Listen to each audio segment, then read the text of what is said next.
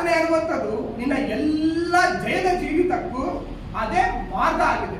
ಪ್ರಾರ್ಥನೆ ಅನ್ನುವಂಥದ್ದು ನಿನ್ನ ಪ್ರತಿ ಒಂದು ಜಯದ ಜೀವಿತಕ್ಕೂ ಅದು ಮಾರ್ಗವಾಗಿದೆ. ಪ್ರಾರ್ಥನೆ ನಿನ್ನ ಆತ್ಮೀಕ ಜೀವಿತ ಬಿದ್ದು ಹೋಗದಂತೆ ಕಾಪಾಡುತ್ತದೆ. ಯಾವುದು? ಪ್ರಾರ್ಥನೆ ನಿನ್ನ ಆತ್ಮಿಕ ಜೀವಿತ ಬಿದ್ದು ಹೋಗದಂತೆ ಅದು ಕಾಪಾಡುತ್ತದೆ. ಯಾವಾಗ? ಪ್ರಾರ್ಥನೆ ಮಾಡುವಾಗ, ದೇವರ ಮುಂದೆ ಮೊಣಕಾಲೂರುವಾಗ, ದೇವರ ಪಾದದಲ್ಲಿ ನಾವು ನಿಲ್ಲುವಾಗ, ದೇವರ ಮುಂದೆ ನಾವು ನಿಲ್ಲುವಾಗ ನಮ್ಮ ಕಣ್ಣೀರು ಈ ಲೋಕದಲ್ಲಿರುವಂತಹ ಮನುಷ್ಯರುಗಳ ಮುಂದೆ ನಾವು ಎಷ್ಟೋ ಬಾರಿ ಸುರಿಸುವುದುಂಟು. ಅಕ್ಕಪಕ್ಕದವರ ಮನೆಗಳಲ್ಲಿ, ನಮ್ಮ ನೆಂಟರಿಷ್ಟು, ನಮ್ಮ ಬಂಧುಗಳಲ್ಲಿ ಅವರ ಮುಂದೆ ಹೋಗಿ ನಮ್ಮ ಕಣ್ಣೀರನ್ನ ಸುರಿಸುವುದಾದ್ರೆ ಅದು ವ್ಯರ್ಥ.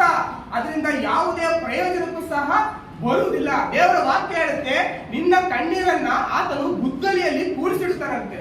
ದೇವರ ಮುಂದೆ ನೀನು ಕಣ್ಣೀರಿಟ್ಟು ನೀನು ಪ್ರಾರ್ಥನೆ ಮಾಡೋದಾದ್ರೆ ಒಂದೊಂದು ಹನಿಯೂ ಸಹ ಬಹು ದೊಡ್ಡ ಬೆಲೆ ಇದೆ. ನಿನ್ನ ಕಣ್ಣೀರಿಗೆ, ಪ್ರತಿ ಒಂದು ಕಣ್ಣೀರಿಗೆ ಒಂದು ಬೆಲೆ ಇದೆ.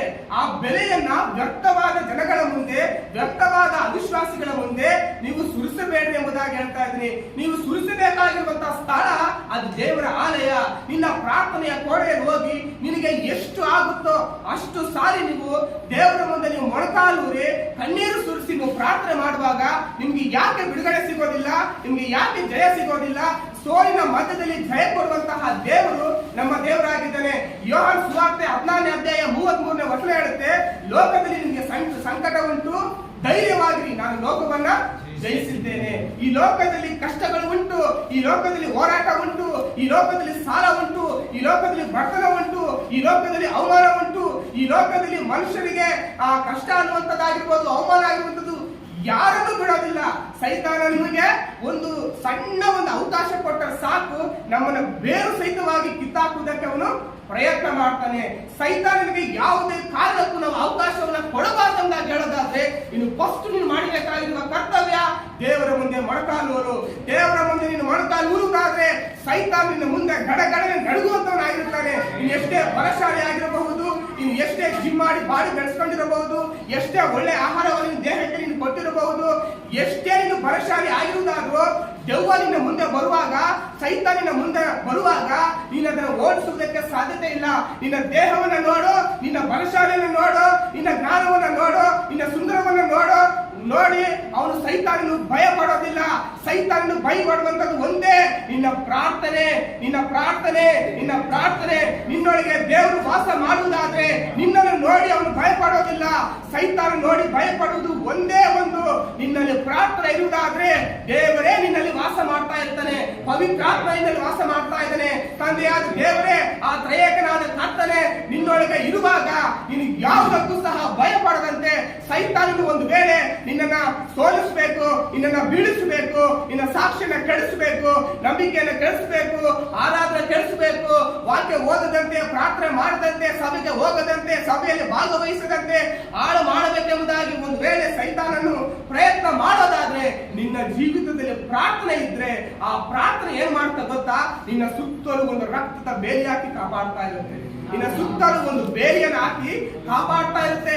ಅದು ಒಂದು ಸ್ವಲ್ಪ ಸಹ ಅಲ್ಲಿ ಸೈತಾನ ನುಸುಳುವುದಕ್ಕೆ ಅಲ್ಲಿ ಸ್ಥಳ ಇರೋದಿಲ್ಲ. ಆ ರೀತಿಯಲ್ಲಿ ಉದಾಹರಣೆಗೆ ಯೋಬನ ಜೀವಿತ ನೋಡೋದಾದ್ರೆ ಯೋಬನನ್ನು ಹಾಳು ಮಾಡುವುದಕ್ಕೆ ಸೈತಾನನು ಎಷ್ಟೋ ಸಾರಿ ಪ್ರಯತ್ನ ಪಟ್ಟಿರಬಹುದು. ಅವನನ್ನ ಸೋಲಿಸುವುದಕ್ಕೆ ಸೈತಾನನಿಗೆ ಆಗಲಿಲ್ಲ. ಕಾರಣ ದೇವರು ಅವನ ಸುತ್ತಲೂ ರಕ್ತ ಬೇಲಿಯನ್ನಾಗಿ ಕಾಪಾಡುತ್ತಿದ್ದರಿಂದ ಆ ಯೋಬನ ಜೀವಿತವನ್ನು ಹಾಳು ಮಾಡುವುದಕ್ಕೆ ಸಾಧ್ಯತೆ ಆಗಲಿಲ್ಲ. ಆದ ಕಾರಣ ಸೈತಾನನ್ನು ನೋಡಿ ನೋಡಿ ಅವನ ಹಾಳು ಮಾಡ್ಬೇಕೆಂಬುದಾಗಿ ನೋಡಿ ಸಾಕಾಗಿ ಏನ್ ಮಾಡ್ದ ಗೊತ್ತಾ? ಡೈರೆಕ್ಟ್ ದೇವರ ಬಳಿಗೆ ಹೋದ. ದೇವರ ಬಳಿಗೆ ಹೋಗಿ ಒಬ್ಬ ವಿಶ್ವಾಸಿಯನ್ನು ಹಾಳು ಮಾಡಬೇಕು, ಅವನನ್ನ ಹಾಳು ಮಾಡಬೇಕೆಂಬುದಾಗಿ ಅವನು ದೇವರ ಬಳಿಯಲ್ಲಿ ಹೋಗಿ ಪರ್ಮಿಷನ್ ತೆಗೆದುಕೊಂಡು ಆ ಯೋಬನನ್ನ ಹಾಳು ಮಾಡುವುದಕ್ಕೆ ಬಂದ. ಆದ್ರೆ ದೇವರು ಹೇಳುವಂತ ಮಾತು, ಅವನ ಶರೀರವನ್ನು ಏನ್ ಬೇಕಾದ್ರೂ ಮಾಡಬಹುದು, ಆದ್ರೆ ಅವನ ಜೀವನ, ಅವನ ಆತ್ಮವನ್ನ ಅವನಿಂದ ನೀನು ದೂರ ಮಾಡಲು ಸಾಧ್ಯ ಇದ್ದಲ್ಲ.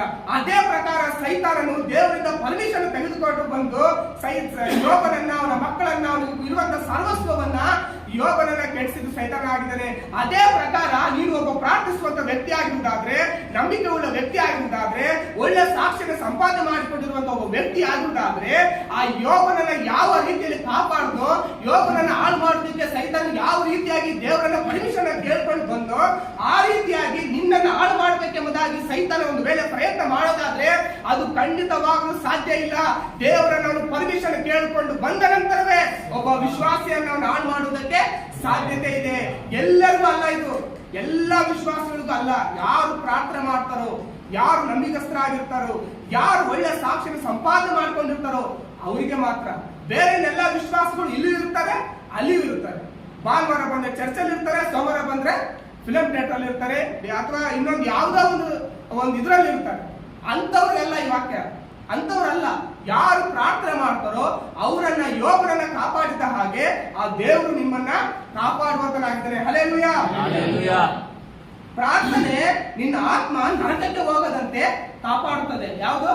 ಪ್ರಾರ್ಥನೆ ನಿನ್ನ ಆತ್ಮ ನರಕಕ್ಕೆ ಹೋಗದಂತೆ